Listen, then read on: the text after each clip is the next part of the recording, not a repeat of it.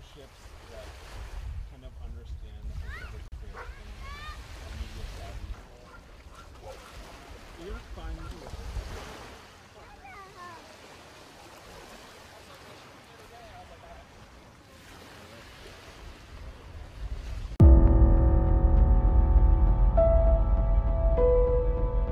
Assalamualaikum warahmatullahi wabarakatuh. Ketemu lagi di channel Ovin Punya.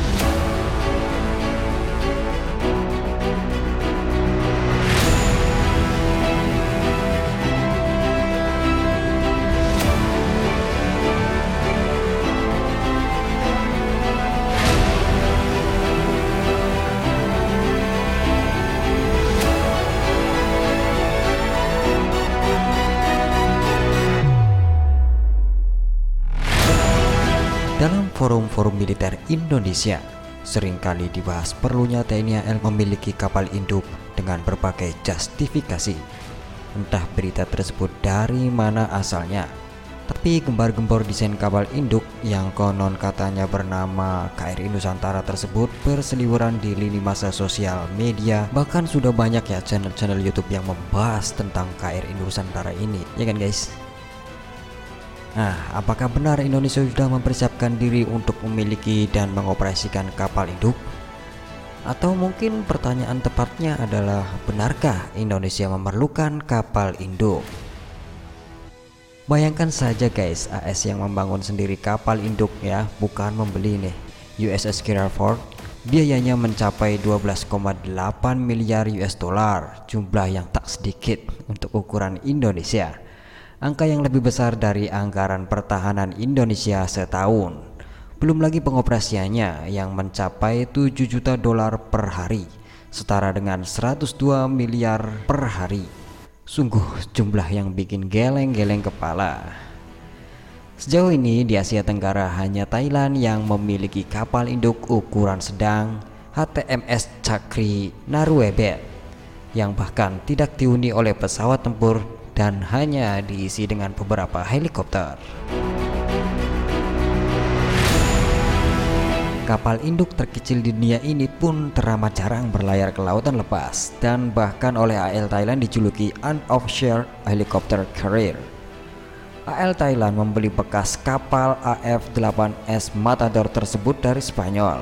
Pemerintah Thailand memesan kapal ini pada tahun 1992, diluncurkan pada tahun 1996 dan mulai bertugas bersama AL Thailand pada tahun 1997. Ya sebenarnya sih nggak perlu ya. Ya takutnya seperti Thailand gitu loh kalau kita maksa-maksa gitu loh. Memang untuk mempunyai kapal induk pesawat tempur perlu usaha teramat ekstra. Selain harganya mahal, pengoperasiannya juga amat mahal dan bukan hal mudah dalam banyak hal teknis. Negara sebesar dan sekaya Cina pun cukup berhati-hati saat memulai program kapal induknya.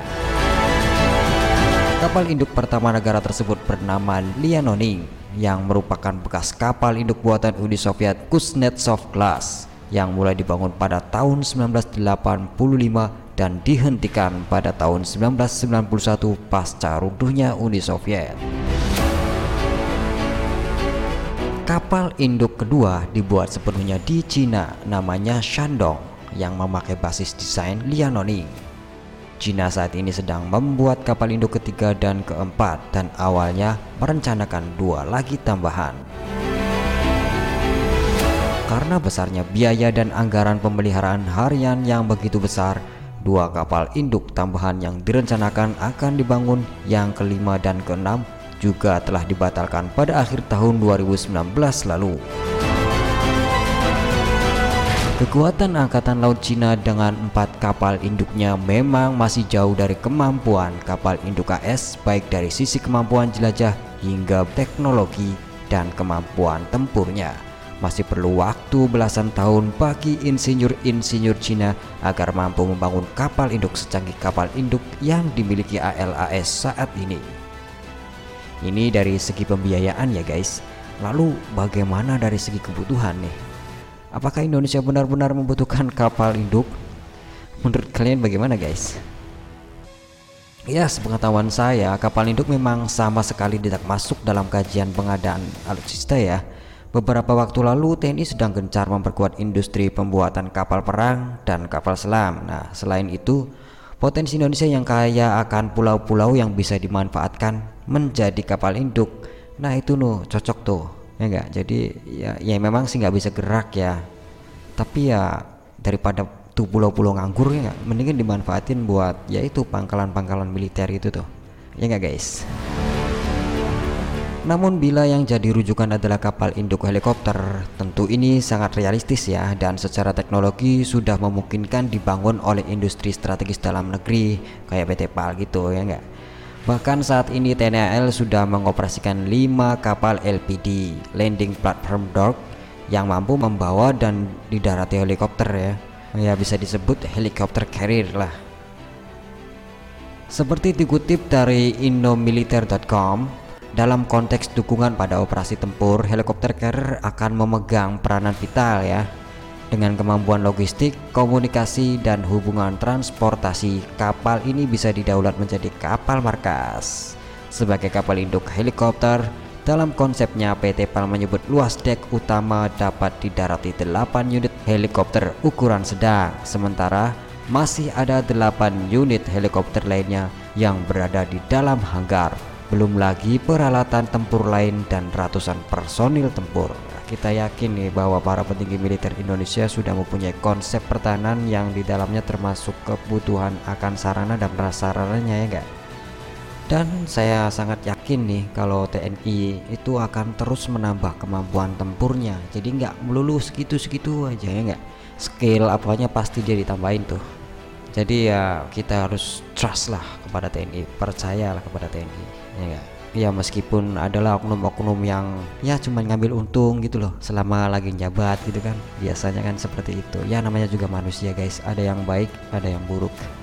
Ya sudah guys, gimana nih menurut kalian?